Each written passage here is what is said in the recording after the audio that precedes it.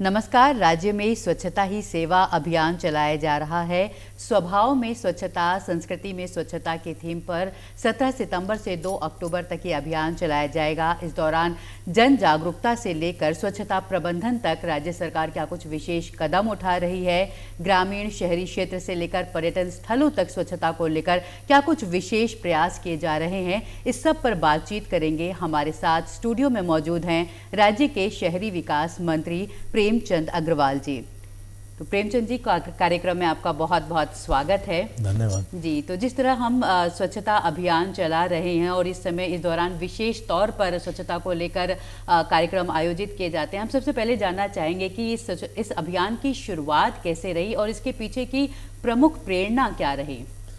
देखिए, आप जानते हैं कि 2014 में माननीय प्रधानमंत्री, जिनको इस देश से विशेष लगाव है, आदरणीय नरेंद्र मोदी जी ने घोषणा की थी कि हमारा देश स्वच्छता की ओर बढ़े, और उन्होंने तब घोषणा की थी स्वच्छ भारत मिशन के रूप में एक अभियान चला। और पूरे देश भर में मैं कह सकता हूँ कि चाहे वो कोई किसी भी स्तर का व्यक्ति होगा, उसने झाड़ू हाथ में लेके और स्वच्छ भारत मिशन में जोड़ के पूरे देश के अंदर जहाँ वो जिस स्थिति में था साफ सफाई करने का काम किया। और लगातार ये हमारा 10वां वर्ष है जी। मैं कह सकता हूँ कि अनेकों कार्यक्रम इस दौरान हुए, अनेकों विषय इस बीच में पूरे हुए, और आज उस बात को भी मैं कह सकता हूँ कि पहले से बेहतर स्थिति में आज हमारा भारतवर्ष है। जी बिल्कुल। तो अगर हम बात करें, जब ये 2014 में इसकी शुरुआत हुई थी और स्वच्छता को लेकर एक जन आंदोलन बनाने की कोशिश की गई थी, इसके दीर्घकालिक उद्देश्य को क्या देखते हैं आप, और इसको हासिल करने के लिए क्या कुछ ठोस उपाय किए जा रहे हैं? मैं ये कह सकता हूँ कि जो हमारे देश की एक छवि थी कि लोग साफ सफाई की तरफ जिनका ध्यान नहीं होता था, जहाँ मर्जी चाहा कूड़ा फेंक दिया, जहाँ मर्जी चाहा गंदगी कर दी, और स्थिति ये थी कि खुले में शौच जाने का एक धारणा बनी थी, एक आम प्रचलन था जी। और हालांकि मैं ये भी कह सकता हूँ कि इस अभियान के बाद बहुत जागरूकता और बहुत लोगों में एक सेंसिटिविटी आई जी। और इन 10 वर्षों में यदि मैं कहूँ तो शायद ODF तो बहुत सारे राज्य हो गए, जिसमें हमारा राज्य भी है, जो ODF यानी कि जो हमारे यहाँ पूरी तरह से खुले में शौच जाने की स्थिति में आज कोई भी घर या कोई भी व्यक्ति नहीं है। अब हम इस बात को इस रूप में ले सकते हैं कि स्वच्छता ही सेवा है जी। इस अभियान को अभी हम 7वें वर्ष में हम लोग ले रहे हैं, यानी कि माननीय प्रधानमंत्री जी की प्रेरणा से, उनके मार्गदर्शन में पूरे देश के अंदर ये अभियान चल रहा है।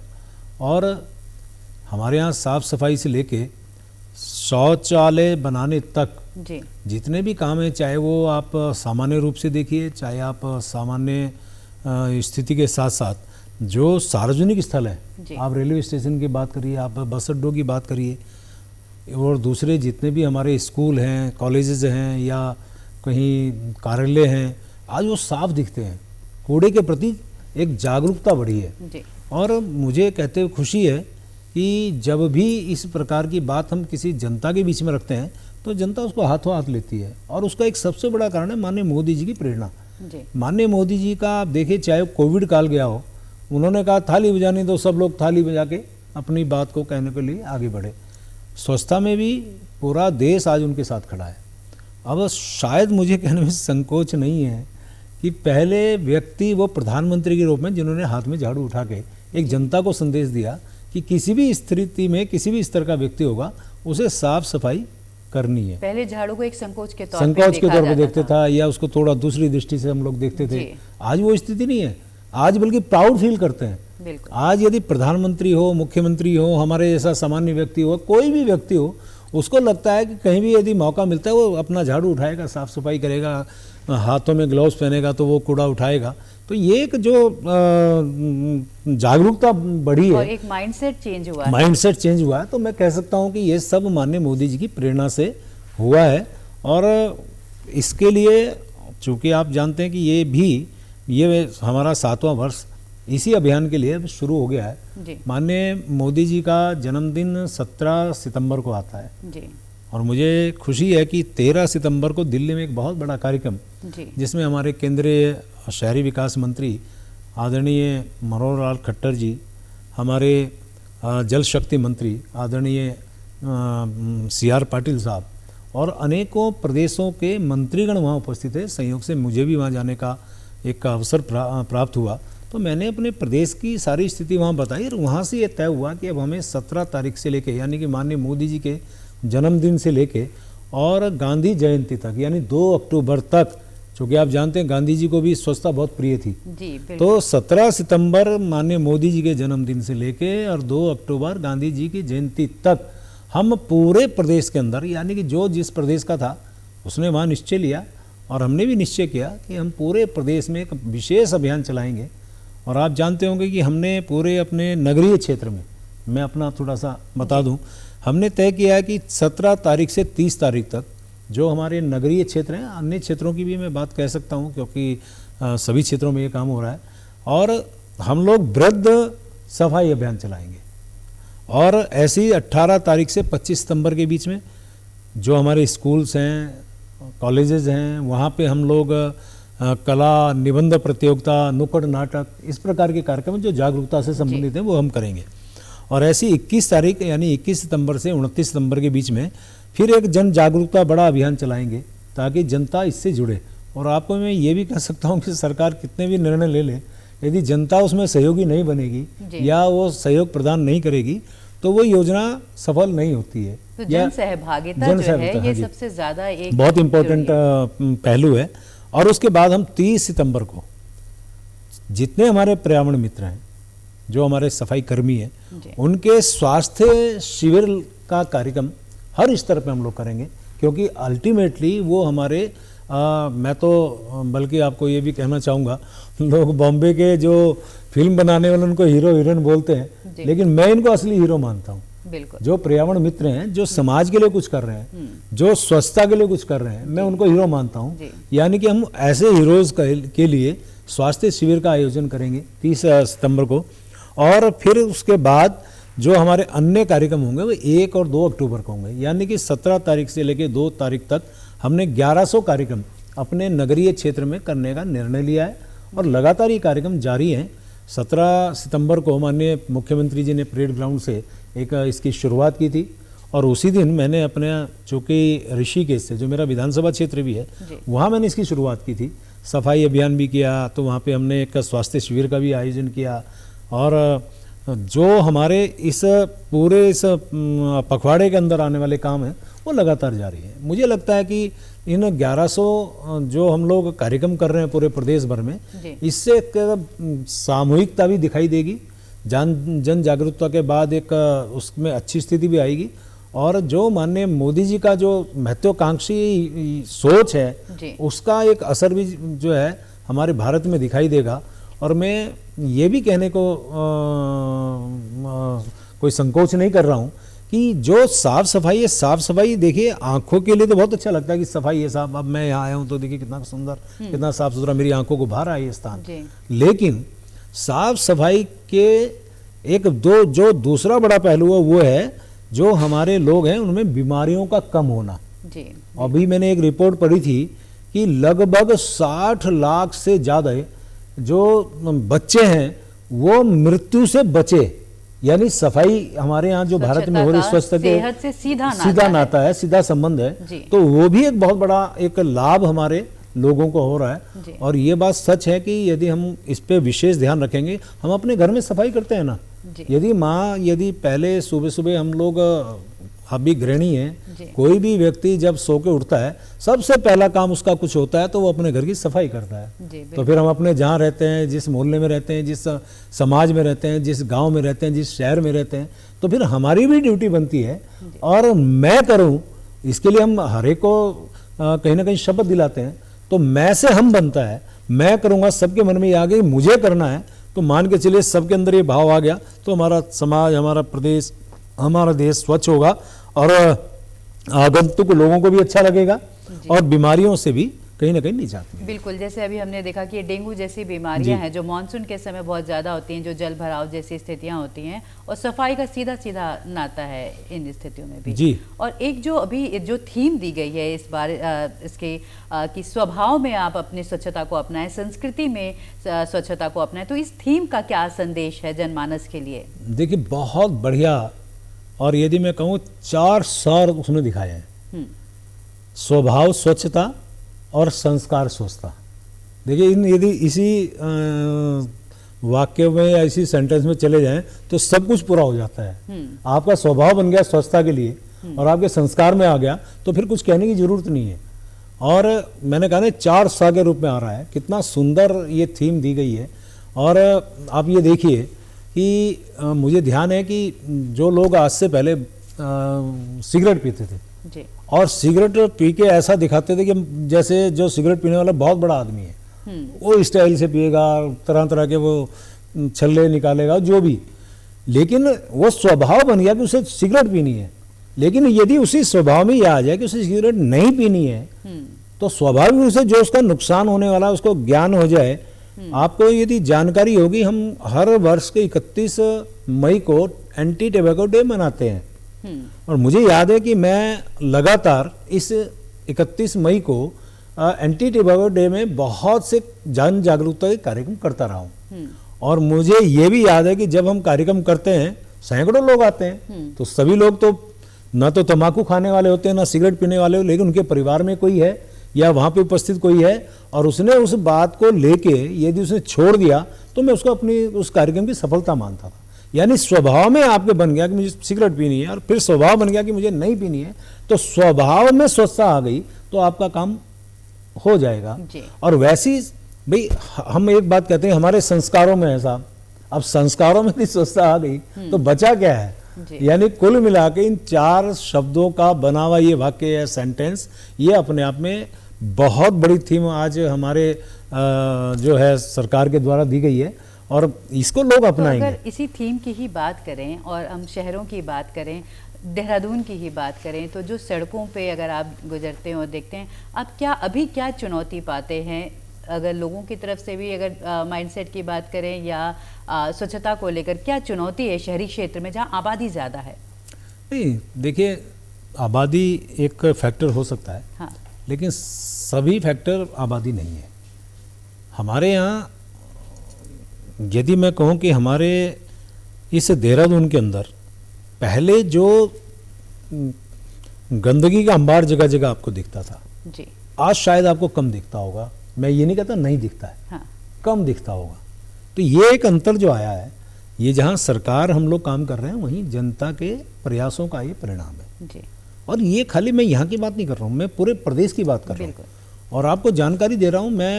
मुझे याद है कि जब मैं 2022 में मंत्री के रूप में मैंने शपथ ली और हम लोगों ने प्रयास किया, लगातार हम लोग बैठ के करते रहे अधिकारियों के साथ, कहीं जाके विजिट किया, कहीं जाके देखा और उसका ये परिणाम निकला कि पूरे देश भर में एक स्वच्छता सर्वे होता है। पूरे देश भर के जो हमारे राज्य हैं उन राज्यों को पुरस्कृत किया जाता है। तो मुझे खुशी है इस बात की कि मेरे उत्तराखंड को पहली बार 7 पुरस्कार मिले थे, 7 जी। और गंगा वाले प्रदेशों में हमारे प्रदेश को पहला पुरस्कार मिला था। यानी कि मेरे लिए, मेरे प्रदेश के लिए, हम सबके लिए बहुत बड़ी गर्व की बात है, बहुत बड़ी खुशी की बात है।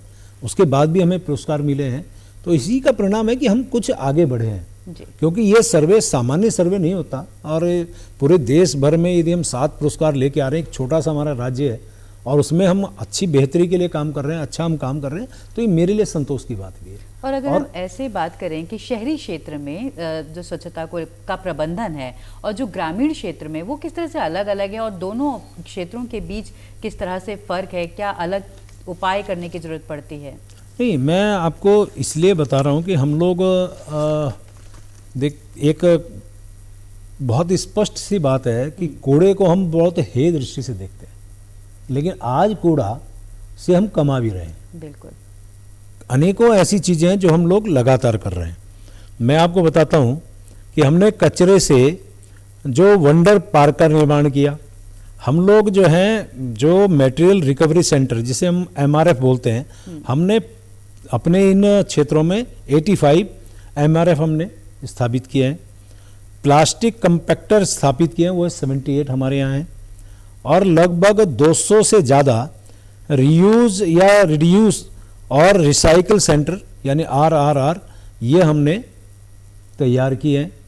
और उसके बाद जो हमारे यहाँ बनती है चीज़ें, उससे जो हमारी कपड़े हैं, जूते हैं, बैग हैं, इस प्रकार का हम काम कर रहे हैं। अभी 17 तारीख को जब इसका माननीय मुख्यमंत्री जी द्वारा उद्घाटन किया गया तो वहाँ पे कूड़े से बनाई हुई वस्तुओं को भी प्रदर्शित किया गया और लोग उसको पसंद कर रहे हैं। अब उन्होंने जितने तरह के, अब आपको जानकारी है, मसूरी में आप जाइए, जहाँ बेंच है वो कूड़े से बनाई हुई बेंच है, बड़ी सुंदर लग रही है। नैनीताल में गया, हमारे ही निकाय के, हमारी महिला सहायता समूह है, उनके माध्यम से बना रहे हैं। यानी कि अनेकों स्थानों पे हम लोग इस प्रकार का काम कर रहे हैं और इसका लाभ भी हो रहा है। देखिए, हमें अर्निंग भी हो रही है, सफाई भी हो रही है। पहले कूड़े को हम दूसरी दृष्टि से देखते, आज तो कूड़े से कमाने का भी एक हमारा काम शुरू हो गया है। और आपको मैं बता रहा हूँ कि हम लोग जो हैं इसी प्रकार से हमारे हरिद्वार के अंदर THDC के माध्यम से कचरे से बिजली उत्पादन की रणनीति हम लोग बना रहे हैं। और जो कंप्रेस्ड बायोगैस प्लांट है वो हमारे यहाँ मसूरी में स्थापित है। जैसे आपने पर्यटन की बात है, पर्यटन क्षेत्र की बात की, ये हमने वहाँ स्थापित किया है। हमारे यहाँ बागेश्वर में महिला सहायता समूह जो हैं वो ऐसा काम कर रही हैं कि घूम घूम के जो है कचरा इकट्ठा कर रही हैं, यानी कि महिलाओं ने ही जिम्मा संभाला है। हमारे यहाँ हल्द्वानी के अंदर वैनी सेना एक बनी है जो जनता में जागरूकता भी लाती है और जो हमारा यूज़र चार्ज है उसको भी कलेक्ट करती है। वो हमने ऋषिकेश में भी शुरू किया है, अब हमने देहरादून में भी शुरू किया है, अन्य क्षेत्रों में हम लोग शुरू कर रहे हैं। यानी कि हम तकनीकी का ज़्यादा से ज़्यादा लाभ लें, उसके लिए हम लोग प्रयास कर रहे हैं। और मैं कह सकता हूं कि पहले से बेहतर हम लोग काम करने की स्थिति में हैं और आने वाले टाइम पे इसका असर भी और दिखाई देगा। कचरे से बिजली बनाने वाली जो अभी आप बात कह रहे थे, ये एक बड़ी पुरानी महत्वाकांक्षी योजना रही। देहरादून में भी शीशमबाड़ा प्लांट से लगातार ये चर्चा रही थी कि बिजली बनाएंगे। वो काम अभी कहाँ तक? देखिए, अभी उस स्थिति में वहाँ नहीं आए हैं, लेकिन जो हमारा उसका MRF है, यानी कि जो हमारा मटेरियल रिकवरी सेंटर के रूप में, और वहाँ से जो हम लोग प्लास्टिक कंपैक्टर जो है उसको कंपैक्ट करके उस कूड़े को हम लोग जो है वहाँ से बाहर भेज रहे हैं। अब उससे हम ये भी कोशिश कर रहे हैं कि अब हम कोयला बनाने का काम करें। कोयला बनाने का काम करेंगे तो वो भी एक अर्निंग का हमारा साधन होगा। फिर वो जो है जहाँ बड़ी बड़ी फैक्ट्रियों में जाएगा तो उससे हमें अर्निंग होगी।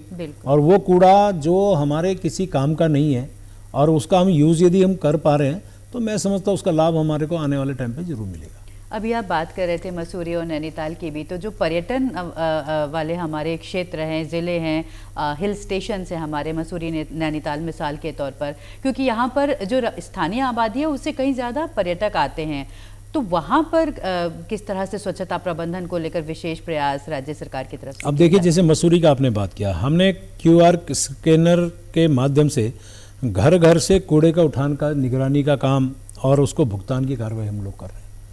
हम लोग पहाड़ पे जाते हैं तो जो लोग बाहर से लोग आते हैं, आप देखते होंगे वो कोई उन्होंने कोल्ड ड्रिंक लिया, बोतल मतलब उन्होंने यूज़ किया और उसको बोतल को फेंक दिया।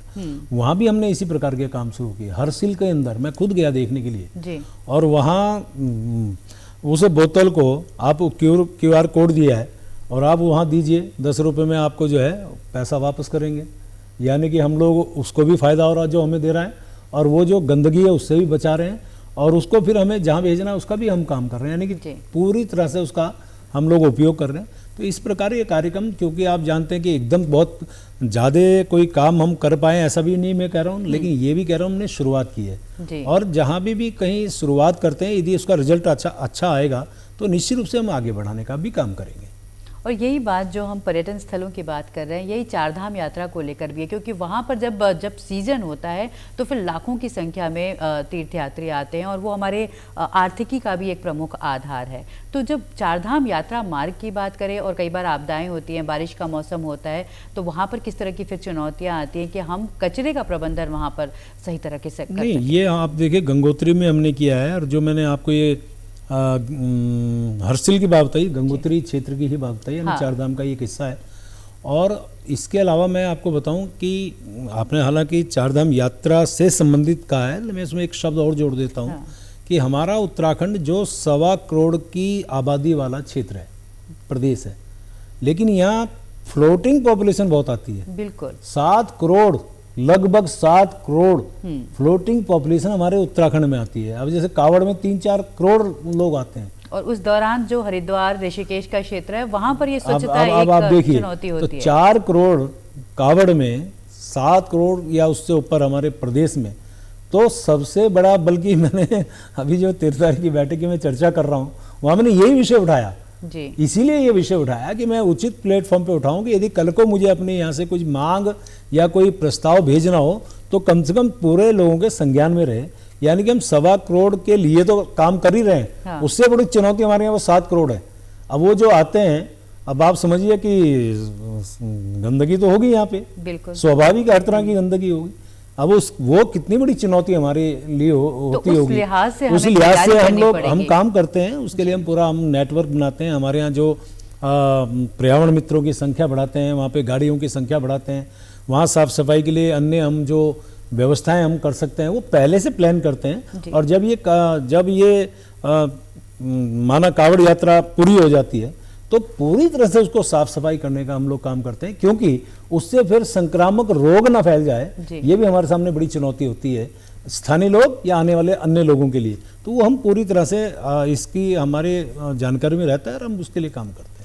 ऐसी चारधाम यात्रा पे भी हम काम करते हैं। बिल्कुल, क्योंकि वो एक समय होता है जब वाकई चुनौतीपूर्ण समय होता है। इतनी बड़ी तादाद में जब लोग आ रहे होते हैं तो लोगों का भी प्रबंधन करना है और उनके साथ साथ स्वच्छता का भी बहुत बड़ी चुनौती करना हमारे लिए। है। और ये बात हम इस तरह से भी देखते हैं कि जो हमारा क्योंकि हम हिमालयी राज्य हैं और बहुत संवेदनशील है, तो जो हमारा इकोसिस्टम है, जैसे नदियां हैं, छोटे छोटे गदेरे, उन पर भी दबाव पड़ता है। तो नदियों की स्वच्छता, वायु प्रदूषण, उससे मुक्त रखना, वो सब भी एक साथ किए जाने वाले कार्य के तौर पर नहीं, उसमें भी पूरा तरह से देखिए, खाली हम साफ सफाई, मैदान की साफ सफाई कर रहे हैं ऐसा नहीं, हर तरह की हम लोग मॉनिटरिंग भी करते हैं, उसके प्लानिंग भी करते हैं। और उसी का असर है कि आज यदि मैं कहूँ, जैसे यदि मैं गंगा जी की बात करूँ, गंगा जी हमारी बहुत ही पवित्र नदी है जिसको हम गंगा माँ के रूप में मानते हैं। और मैं ये बात कह सकता हूँ कि गंगोत्री से लेके गंगा सागर तक 2525 किलोमीटर की यात्रा ये गंगा तय करती है। और जब गंगोत्री से चलती है, कितना स्वच्छ जल उस गंगा जी का होगा, और धीरे धीरे आते आते उसके अंदर कितना प्रदूषण और ये सब चलता है वो आप सब जानती हैं।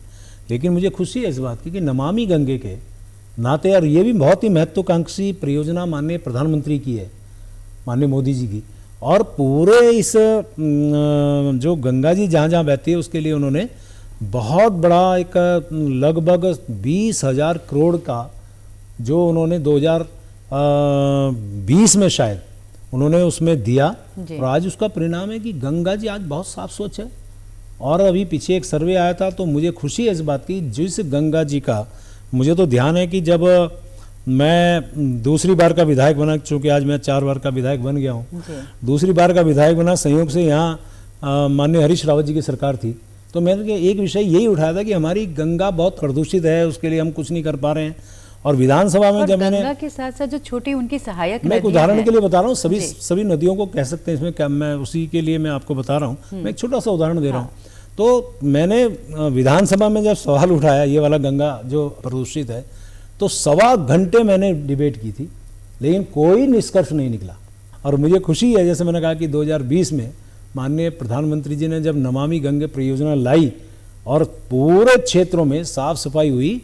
और मेरे यहाँ ऋषिकेश की यदि मैं बात करूँ, क्योंकि ऊपर से तो बहुत साफ सुथरी है गंगा जी, यदि कहीं पहाड़ों से उतर के मैदान में आती है उस जगह का नाम है ऋषिकेश। और ऋषिकेश से शुरू होकर गंदगी फिर आगे तक जाती है तो गंगा प्रदूषित होती चली जाती है। 158 करोड़ रुपए मेरे क्षेत्र को मिला और आज इतनी साफ सुथरी है। जो मैं सर्वे की अभी बात आपसे कर रहा था, आज हरिद्वार ऋषिकेश नहाने लायक और आचमन लायक गंगा है।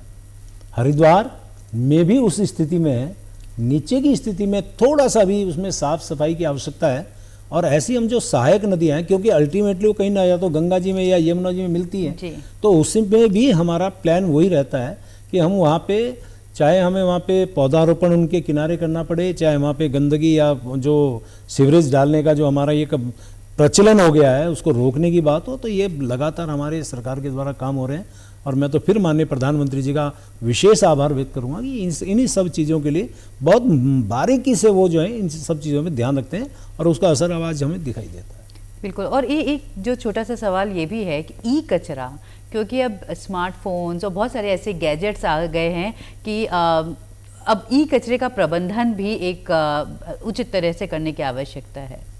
इस पे भी हम प्लानिंग कर रहे हैं अभी, क्योंकि इसमें हमने बहुत कुछ मैं कहूँ कि कर लिया, ऐसा नहीं है, लेकिन ये भी एक चुनौती हमारे सामने, क्योंकि मुझे याद है कि हम जर्मनी गए थे एक बार और यही सब चीज़ देखने के लिए गए थे। तो वहाँ मुझे ध्यान है कि वहाँ पे ये जो टेलीविज़न है या इस प्रकार के मोबाइल हैं या ये सब है, वो अलग से उसको जो है स्टोर कर रहे थे। अब उसको रिसाइकिल करना या क्या करना, वो उन्होंने एक उनकी अपनी सिस्टम थी।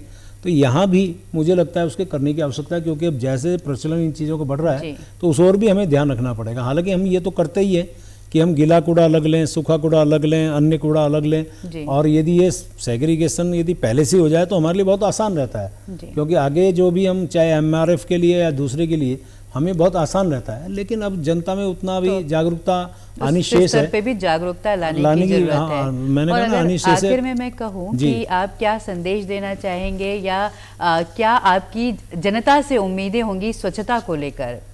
देखिए, मैं एक ही प्रार्थना कर सकता हूँ कि स्वच्छता किसी सरकार का ही कार्यक्रम नहीं है, हम सबका कार्यक्रम है, यानी जनता का ये कार्यक्रम, जनता के लिए ये कार्यक्रम है।